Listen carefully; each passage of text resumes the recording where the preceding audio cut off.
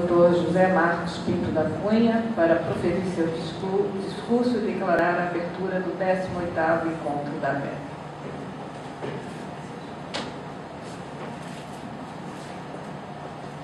Boa noite a todas e a todos. É um grande prazer que os recebo, os acolho aqui nessas águas de Lindóia, né, que muitos de vocês ainda não conheciam. Queria saudar especialmente os meus colegas da mesa, a doutora Esther Monet, o doutor Fernando Lozano, a doutora Maria Alejandra Fantin e a doutora Florbela Fernandes, mostrando como disse o professor Fernando Lozano, como a ABEP está preocupada, né, em se interagir e se congraçar também com a demografia latino-americana em especial. É com grande e enorme prazer que os recebemos para mais um encontro nacional que, seguindo a tradição da ABEP, deverá ser muito mais que um momento de debate e crescimento intelectual para todos nós. Será também tempo de congraçamento, de reencontro, de reaproximação e principalmente de acolhimento. Essa diretoria e todo o seu grupo de apoio vem trabalhando há muitos meses para que os próximos 3 dias sejam prazerosos e gratificantes para cada um de vocês, para cada uma de vocês. Estamos organizados com grande entusiasmo para oferecer nesse dia um ambiente agradável, hospitaleiro, amigável, de forma que todos e todas possam lembrar-se desse evento como um momento que realmente valeu a pena ser vivido. Acolhemos especialmente aos nossos visitantes de primeira viagem, alunos, pesquisadores, professores e ouvintes, e a todos os nossos estimados convidados internacionais que muito nos honram com suas presenças. Esperamos que suas expectativas sejam correspondidas e, quem sabe, até superadas, depois de terem vivenciado um clima de seriedade acadêmica, de cordialidade, de descontração que sempre caracterizou os encontros nacionais da ABEP. Não gostaria de iniciar os nossos trabalhos sem antes reconhecer a enorme importância do nosso Conselho Científico que organizou esse encontro, que juntamente com a diretoria deu forma e conteúdo ao nosso evento. Somos imensamente gratos a todos os coordenadores e subcoordenadores de GTs, aos nossos conselheiros, que juntos, num clima de grande cordialidade, disposição e, sobretudo, generosidade, organizaram uma agenda de discussão relevante, abrangente e plural. Também não podemos deixar de lembrar os mais de 100 colegas que trabalharam em tempo recorde, de forma abnegada, como pareceristas, para que todos os trabalhos aqui apresentados fossem apreciados, ao menos por 2 especialistas. Sinceramente, essa capacidade de mobilização que temos é algo que impressiona e nos enche de orgulho. Também um agradecimento especial deve ser feito aos nossos financiadores, que, como disse a minha colega Ana Maria, foram fundamentais. CNPq, CAPES, IPEA, FAPESP, FAPERJ, a Fundação Paulo Chagas e todos os outros colaboradores. Por último, devemos agradecer aos protagonistas desse encontro, a todas e todos vocês que atenderam à convocação da ABEP e que, com suas participações, ratificaram e fortaleceram o papel da nossa associação como o mais importante fórum de discussão sobre temas populacionais do Brasil e, certamente, um dos mais importantes da América Latina. A compreensão que todos vocês demonstraram frente às nossas sérias restrições orçamentárias em função da perda de apoio de parceiros tradicionais do passado é algo que merece ser destacado. Sempre tivemos a convicção de que éramos nós, os estudiosos de população, que necessitávamos da ABEP, e não o contrário. Nesse momento em que tivemos que reduzir radicalmente o financiamento dos participantes do encontro, pudemos constatar que assim também pensa a grande maioria dos nossos associados e simpatizantes. Parece ser que daqui para frente necessitaremos alterar nossas expectativas e estratégias quanto aos financiamentos do nosso encontro nacional. No entanto, o que estamos vivenciando aqui e agora é a prova cabal que a ABEP já está em condição de enfrentar esta mudança. Transformações na população brasileira, complexidades, incertezas de perspectiva foi o tema escolhido pelo Conselho Científico com vistas a estimular a reflexão sobre o significado e implicações das tendências demográficas recentes e futuras sobre a sociedade brasileira. Todo o planejamento, incluindo a postergação do evento ao máximo possível, assim como a seleção de boa parte dos temas, visaram cumprir esse objetivo e, ao mesmo tempo, permitir que tais reflexões pudessem se beneficiar dos dados do Censo Demográfico de 2010. Censo, aliás, caracterizado pela riqueza de informação, pela eficiência na coleta, pelo novo patamar tecnológico alcançado e, o mais importante, pela democratização e acesso da informação. Em termos gerais, o IBGE e os seus competentes analistas já nos confirmaram, através de textos de divulgação e reportagens realizadas nos principais meios de comunicação do país, várias tendências que estudos anteriores baseados em PNAD ou em estatísticas vitais já haviam prenunciado. A continuidade da queda da fecundidade, as implicações do fenômeno anterior na mudança na estrutura etária da população, a queda dos níveis de mortalidade, em especial mortalidade infantil e no grupo de causas violentas, a continuidade e diversidade do processo de urbanização e metropolização, a diminuição da intensidade da migração interestadual, as significativas mudanças nos arranjos domésticos, o aumento da participação da mulher da força de trabalho, entre outros. No entanto, como enfatizávamos no texto divulgado como justificativa do tema escolhido, abro aspas, a complexidade do comportamento demográfico brasileiro precisa ser mais bem compreendida a partir da consideração das relações entre as variáveis demográficas e suas implicações na dinâmica e estrutura da população e da relação entre demografia e sociedade. Nesse sentido, torna-se essencial conhecer a fundo a dinâmica demográfica, suas características e, particularmente, os diferenciais sociais, econômicas e espaciais. Fecho aspas. E é nesse último ponto que gostaria de focar minhas breves considerações. Se bem é verdade que o nível da fecundidade vem se reduzindo no país, também é verdade que significativos diferenciais ainda permanecem em regiões e subgrupos populacionais, sejam esses observados por corte étnico-racial, por nível de escolaridade ou renda. Ou seja, considerar que a fecundidade, ou de maneira mais geral, o processo reprodutivo, deixa de ser uma questão relevante para o Brasil em função das tendências observadas, não apenas simplifica o problema, mas também desconsidera aspectos centrais que ainda devem ser discutidos, como o processo de decisão com relação à concepção e contraconcepção, a fecundidade desejada, a fecundidade na adolescência, os diferenciais entre subgrupos populacionais e seu comportamento em distintos contextos socioespaciais. Com relação à mortalidade, os dados até agora disponíveis e analisados evidenciam a indiscutível redução das mortes por causas violentas, que, como todos sabemos, foi motivo de muita preocupação nos anos 90.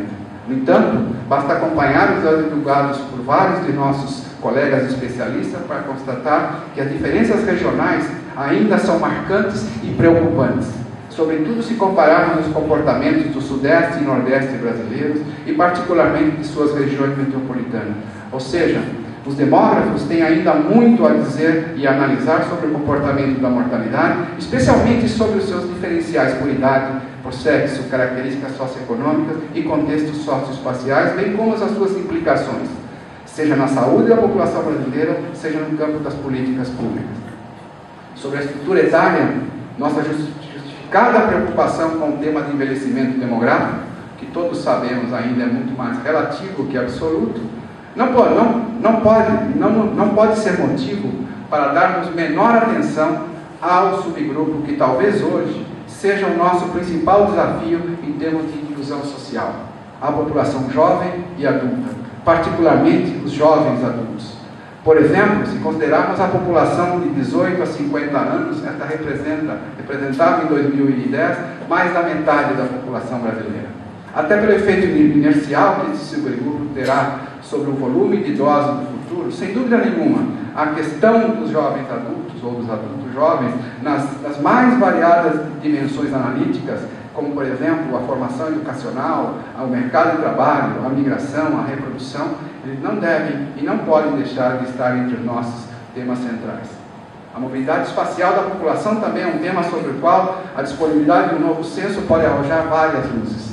Os dados do censo demográfico, até agora divulgados e analisados, confirmam várias constatações que haviam sendo feitas mediante o uso de outras fontes, como por exemplo a redução do volume e a intensidade dos movimentos interestaduais, em especial da migração de retorno.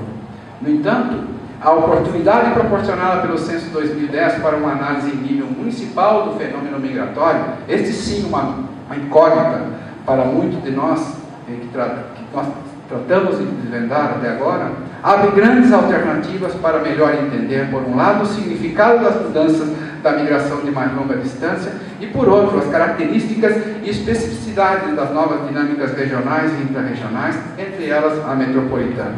Até agora, com os dados divulgados e analisados por muitos de nós, temos algumas certezas, mas ainda persistem muitas dúvidas e, mais do que isso, muitos aspectos a revelar e aprofundar. Também a urbanização no Brasil seguiu sua marcha, não obstante seja necessário levar em conta as especificidades e características regionais desse processo, em particular levando em conta o significado do urbano em várias das nossas regiões. O debate, talvez inesgotável, sobre a questão da desconcentração econômica e demográfica deverá continuar. Os dados do Censo 2010 mostram que o peso relativo das grandes regiões brasileiras na população nacional pouco se alterou. O mesmo acontecendo com relação ao aporte das regiões metropolitanas. Entretanto, não se deve desconsiderar que em algumas regiões do Brasil o interior vem ganhando cada vez mais relevância. Sobre o que acontece nos domicílios brasileiros, o Censo 2010 apenas corrobora o que também vinha sendo anunciado e analisado. A redução do tamanho médio dos domicílios, o aumento da coabitação, mais de 36% das pessoas unidas viviam em 2010 em união consensual. O incremento de domicílios chefiados por mulher, que hoje atinge mais de 37% dos domicílios, e etc. Dizer que essas tendências, juntamente com a queda da fecundidade, poderiam ser lidas como a nova versão brasileira da segunda transição demográfica, seria tarefa para as e para os especialistas responderem. Mas o fato é que a família e os domicílios brasileiros estão mudando, mas tal mudança não se dá de forma homogênea em todos os setores sociais e regiões brasileiras. Tanto as transformações nos arranjos familiares, como outras tendências, como o incremento dos domicílios unipessoais, suscitam, entre outros aspectos, a necessidade de aprofundar as pesquisas sobre o papel da mulher na sociedade, fazendo emergir intensos debates em torno das questões relativas às relações de gênero, que obviamente perpassam várias outras dimensões da realidade demográfica e social, como a dos direitos, em especial os sexuais e reprodutivos, do mercado de trabalho, da nupcialidade, etc. Não podemos esquecer como estes e outros tantos aspectos analisados e diagnosticados pelos estudos demográficos podem e poderão ser úteis e centrais para estimular, informar e permear os debates em torno das questões suscitadas no contexto da Conferência Internacional sobre População e Desenvolvimento do Cairo e que vem sendo revisitada e atualizada, como no caso do evento que se avizinha, o Cairo +20. Da mesma forma, tais contribuições serão essenciais para orientar políticas que visem garantir os direitos de cidadania para mulheres e para homens. Ainda com relação ao melhor conhecimento da heterogeneidade da população brasileira, os dados do Censo 2010 também serão cruciais para percebermos as mudanças na composição étnico-racial, no mapeamento das etnias indígenas e, portanto, na melhor caracterização dos diferenciais que já não podem mais ser regados entre brancos, negros e indígenas. As contribuições de demógrafos e demógrafas brasileiros foram decisivas para que hoje não seja mais possível falar sobre temas sociodemográficos sem considerar essa importante dimensão analítica. O Censo 2010 também nos mostra que o Brasil está apresentando significativas mudanças em termos de sua religiosidade, ou no mínimo, em sua composição quanto à religião declarada. Enquanto católicos perdem espaços para o evangelho, os sem religião representam parcela cada vez mais importante da população. São mudanças que merecem reflexão profunda, para a qual a demografia pode contribuir significativamente. Enfim, são muitas as questões que já foram e poderão ser suscitadas pelos dados do Censo 2010. Como dito, não obstante já saibamos muito do que aconteceu no período intercensitário, quanto à dinâmica demográfica brasileira em suas várias dimensões, muito ainda falta por conhecer, por investigar, por aprofundar e por questionar, particularmente levando em conta a heterogeneidade sociodemográfica e espacial do nosso país.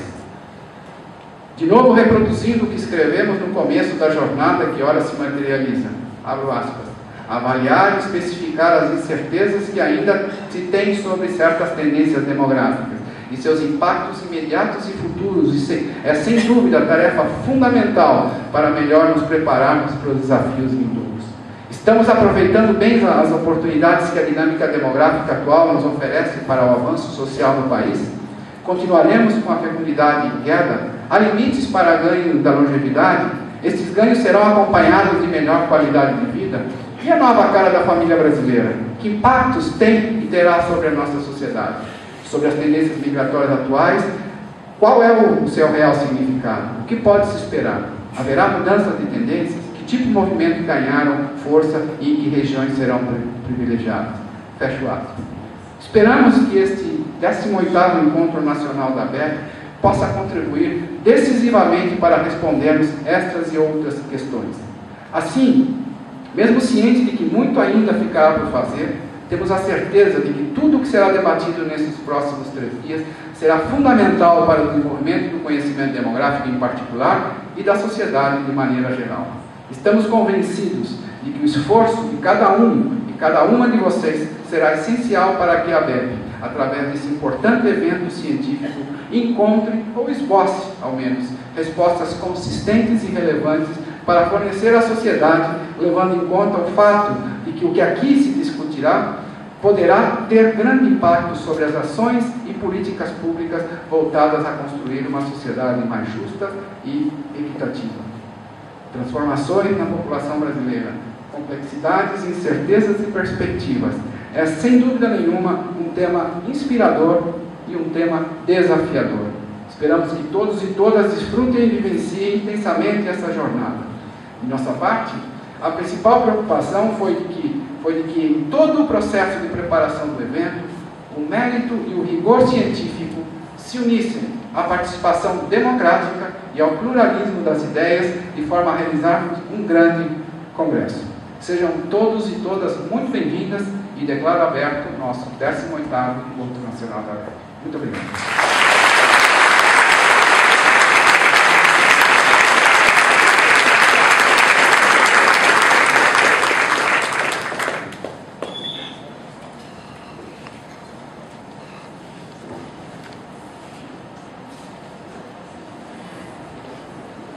Para dar continuidade à nossa programação de abertura do 18º Congresso da ABEP, nós teremos a seguir o lançamento de vários livros. Vou ler a relação dos livros que estarão expostos no saguão do hotel e seus autores estarão lá autografando os livros e comentando. Diálogos transversais em gênero e fecundidade, articulações contemporâneas. Organizadoras: Margarete Arília, organizadores: Margarete Arília, André Junqueira Caetano, Moema Guedes e Gláucia dos Santos Marcondes. População e sustentabilidade na era das mudanças ambientais globais. Editor: Jorge Martini. Co-organizadores: Ricardo Gima, Alisson Flávio Barbieri e Roberto Luiz do Carmo.